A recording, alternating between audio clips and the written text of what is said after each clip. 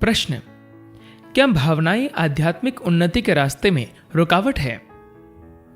सदगुरु कहते हैं, अगर किसी इंसान के अंदर कोई भावना नहीं है तो आप उसे इंसान कह ही नहीं सकते। जिन लोगों ने आपको यह बताया है कि भावनाएं आपकी आध्यात्मिक उन्नति में बाधक है, वही लोग ये भी कहेंगे कि आपका मस्तिष्क भी एक बाधा है। फिर वे आपसे कहेंगे कि आपका शरीर भी बाधा है। एक तरह से तो यह सच है, आपका शरीर, आपका मस्तिष्क, आपके भाव, आपकी ऊर्जा, ये तमाम चीजें या तो आपके जीवन में बाधा बन सकती है या फिर आगे बढ़ने की सीढ़ी बन सकती है। यह सब इस बात पर निर्भर करता है कि आप उनका इस्तेमाल किस तरह करते हैं। लेकिन अगर आपको ये तीनों बाधा की तरह लगती है तो यह भी जान लीजिए कि दुनिया में यही 3 क्षमताएं हैं जिनसे आपको काम लेना है। इनके अलावा आपके पास और कुछ है ही नहीं। आपके भाव आपके विचारों से अलग नहीं होते। जैसा आप सोचते हैं वैसा आप महसूस करते हैं। भाव विचारों का रसीला अंश होते हैं। जो आप सोच नहीं सकते उसे आप भावों के तौर पर व्यक्त भी नहीं कर सकते। अगर मैं किसी के बारे में यह सोचूं कि वह बहुत भयानक है तो क्या उसके बारे में अच्छे भाव व्यक्त कर सकता हूं? नहीं।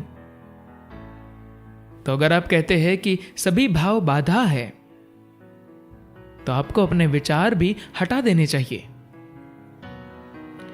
मस्तिष्क को काबिलियत के इस स्तर तक लाने में लाखों सालों का समय लगा है और अब आपको लगता है कि आपका मस्तिष्क समस्या है।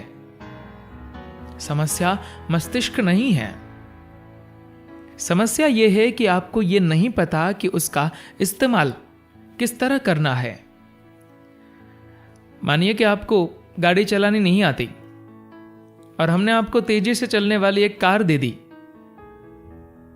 अब यह कार न सिर्फ आपकी बल्कि दूसरों की जिंदगी के लिए भी समस्या बन जाएगी, क्योंकि आपने कार चलाना नहीं सीखा।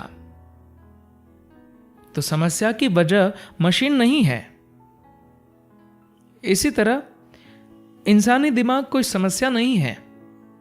यह तो एक शानदार यंत्र है, एक जीता जागता चमत्कार। भावनाएं मानवीय जीवन का एक खूबसूरत पहलू है। अगर भावनाएं न हो तो लोग बदसूरत हो जाएंगे।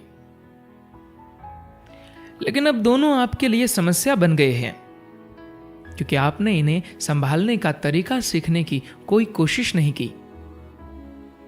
दुनिया में 90% लोगों को सिर्फ भक्ति और प्रेम सिखाया जाता है, क्योंकि भक्ति के जरिए आप अपनी भावनाओं को जितना चाहे उतना खूबसूरत बना सकते हैं।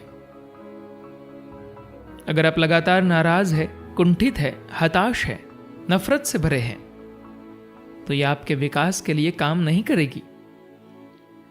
लेकिन अगर आप अपनी भावनाओं को आनंद, दया और प्रेम से भरपूर बना लेते हैं तो वे आपके उत्थान की सीढ़ी बन पाएगी।